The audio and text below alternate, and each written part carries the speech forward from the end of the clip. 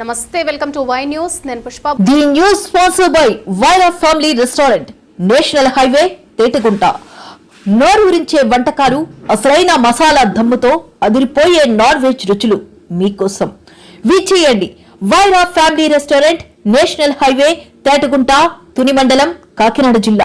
కాకినాడ జిల్లాలో రైతులందరూ ఖరీఫ్ సీజన్ కు సంబంధించి పంటల బీమా నమోదు చేసుకునేలా చూడాలని collector MN Harindra Prasad revenue, వ్యవసాయ శాఖలను ఆదేశించారు. కలెక్టరేట్ లో ఆయా శాఖల అధికారులతో సమీక్షా సమావేశాన్ని నిర్వహించిన ఆయన ఏలేరు ఆయకట్టు కింద సాగవుతున్న 53,000 ఎకరాలు పంటల బీమా కింద నమోదయ్యేలా చూడాలన్నారు. ఆగస్టు 15 నాటికి రైతులందరూ తప్పనిసరిగా పంటల బీమా పథకం కింద నమోదు అయ్యేలా అధికారులు అవసరమైన చర్యలు చేపట్టాలని జిల్లా కలెక్టర్ అధికారులను ఆదేశించారు. ఎల్నినో ప్రభావం, పంటల బీమా నమోదు, రైతులను ఆరుతడి పంటల వైపు ప్రోత్సహించడం వంటి అంశాలపై రైతు సేవా కేంద్రం స్థాయిలో సాగునీటి సంఘాలు, రైతు సంఘాల నాయకులతో సమావేశాలు నిర్వహించి రైతులకు విస్తృత అవగాహన కల్పించాలని జిల్లా కలెక్టర్ హరీంద్ర ప్రసాద్ తెలిపారు. కరస్పాండింగ్ రెవెన్యూ సిబ్బందితో మాట్లాడి ఆ భూ సమస్యలు ఏదైనా ఉంటే కూడా రెక్టిఫై చేయడం జరుగుతుంది. ఆధార్ ఇష్యూస్ ఉంటే కూడా మనము ఆధార్ని ఆ ఇష్యూస్ కూడా రిజాల్వ్ చేయడం జరుగుతుంది. So VAS field level issues in terms of registration ఏదైనా ఉంటే kindly bring it to our notice so that it will be resolved immediately. But insurance ఎట్టి పరిస్థితిలో అందరికీ చేయించాలి. nobody should be left uncovered.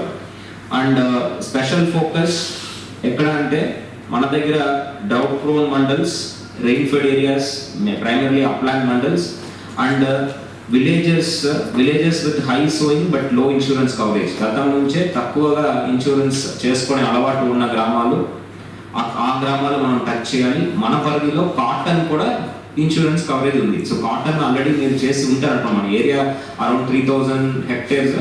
How much is it coverage ఉంది కాబట్టి cotton comparatively lesser కాబట్టి insurance premium also please motivate. పత్తి రైతులు ఎవరైనా ఉంటే వారికి ఇన్సూరెన్స్ చేయించాలి.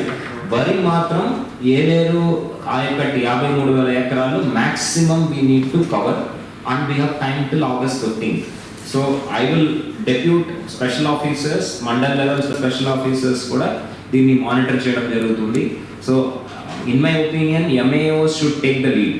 MAOs, if you start reviewing all your RSK functionaries, RSK wise, automatic numbers will improve.